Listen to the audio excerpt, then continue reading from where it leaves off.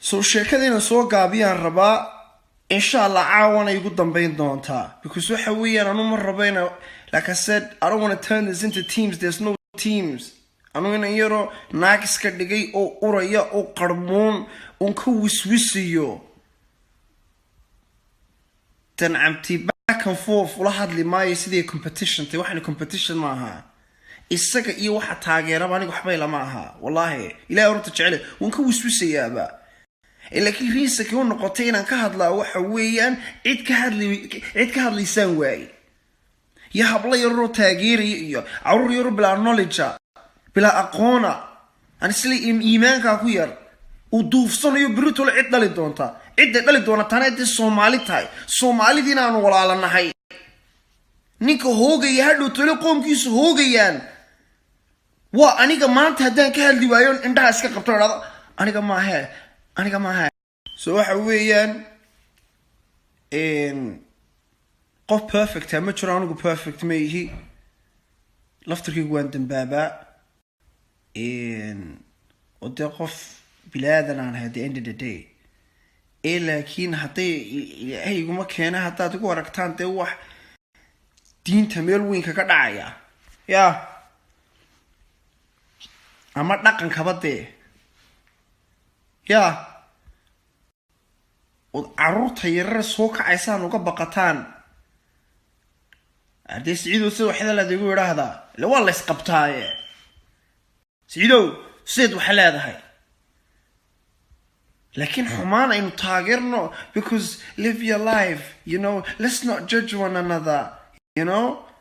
Disease ka kuwin mabijiraba because you allowing yourself and others to be corrupted easily and you think it's fun. This is all part of the game, you know. Intaana maalinta lutaaniga fuaad habeenkii lutaan lay tusin wallahi billahi tala intaan lay tusin fiidiyoyan sameeyay waxaan fiidiyada ka sameeyay ee ku saabsanaayeen TV-ga show kasto nimaka daawaysan aad khaniisiin baa ku jirta. Do you think it's coincidence?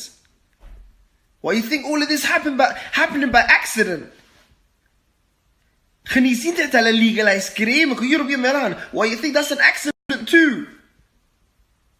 dad shaydaanka caabuda oo shaydaanka aaminsan oo Ilaahay ka soo horjeeda oo wanaag oo dhan ka soo horjeeda ee waxa oo dhan ka dambeeya marka ciyaalka Soomaalida xitaa marka wallahi billahi tallahi habla jira ii sheegay walaalkood oo yar oo iskuulka taga ayaa isagoo noocaas soo noqday ay si uga saari lahaayeen ka fikirayaan marka waxa weeyaan horta hablaha Ilaahay u fududeeyo hawlahooga iyo walaalkood iyo masiibooyinka ku dhacayba Ilaahayna ha naga ilaaliyo annaga iyo ummadda Maxamed islaamkaaba marka waxa weeyaan waxaan wax ay dad noocaas oo wada lacaga oo caafimaadka taajirnimo ah laakiin adduun marka noqoto taajiriinade waa falay gacanta ku hayaan ay rabaan inay islaamka soo dhaxgeliyaan dadku soo dhaxgeliyaan community kastana dhax keenaan kowde marka waxaan aad aragtid waxaad ka qaban kartid ka qabo ha lagu naco ha lagu caayo ha lagu diido maxaa ka galay wiliga iyo Allah xaq ha uga baqan farta lagu fiiqi doona ama lagu caayi doona ama dad baa ka hor iman doona kusimka dadka inta nool waxaan sameeyo ma dadkii xumaaba soo batay.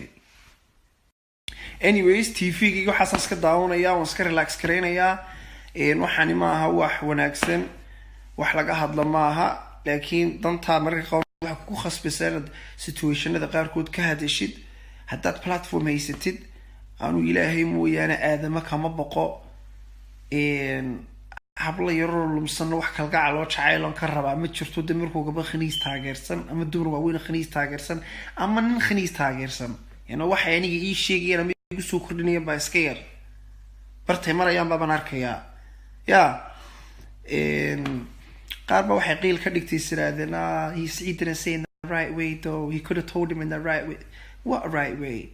Maybe like danu sheekh may hatta dacwadadka siinaysa if you give dacwa yeerin dacwa bixinaya what I'm a human being wax khalada arkay oo quran on ku wiswisay And I spoke about it how I spoke about it. The Saeed way. Maybe waxa weeyaan a hard way. Maybe waxa weeyaan a way ka nixisay isaga iyo waxa taageeraba. You know, bully, you know, it's got nothing to do with bullying, man. At the end of the day, like I said, it is what it is. Lakin, xumaan haddaad aragtid, stop it with everything that you can. You know, wax xum haddaad aragtid, whoa.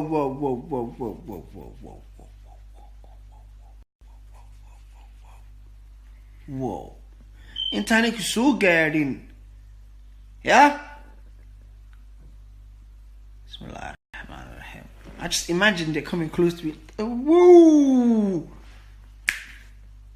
Cut it! You know, all that dirty shit.